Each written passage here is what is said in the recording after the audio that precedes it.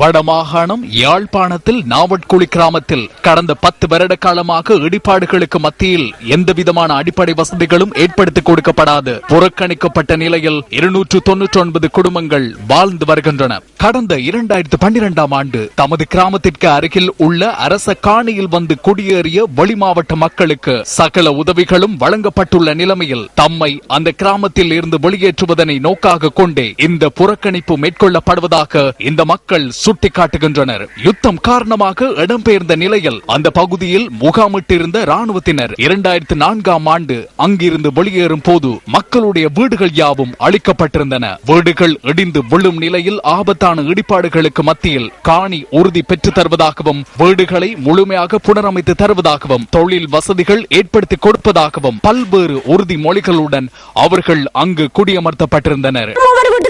குடும்பமா இருக்குது. அரசாங்க வேலைக்காரர் சொல்லி அரசாங்க வேலைக்காரருக்கு எந்த திட்டமும் இல்ல. நீங்க ஒரு சுத்தி அடிச்சு பாத்தீங்கன்னா அவர் வீடு வாசல்களும் அவர் குடும்பத்துக்கு 4-5 பேர் இருக்கிறான்னு தெரியும். குழந்தை கொஞ்சம் டொய்லெட் இல்ல, கிணறு இல்ல, மனசுல கூட வசதி இல்ல, தொழில் வாய்ப்புகள் இல்லாம சனம் சரியான கஷ்டத்துக்கு பாடுது. இங்க எங்களுக்கு அண்டண்டாடு உழைச்சு தின்றதே பெரிய கஷ்டம். அப்படித்தான் சனம் பாடுது.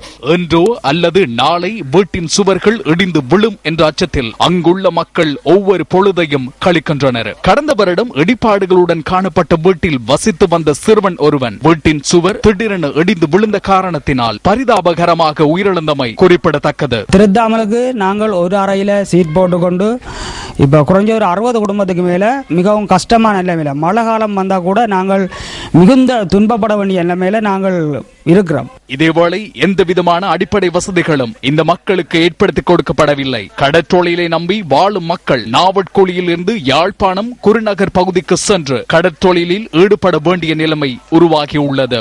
இந்த கிராமத்தில் சனசமூக நிலையம் இயங்காத நிலையில் காணப்படுவதுடன் சுமார் 30 சிறுவர்களுக்கு மேல் கல்வி கற்கும் சிறுவர் முன்பள்ளி கூட எந்த விதமான வசதிகளும் ஏற்படுத்தி கொடுக்கப்படாத நிலையில் இயங்கி வருகிறது.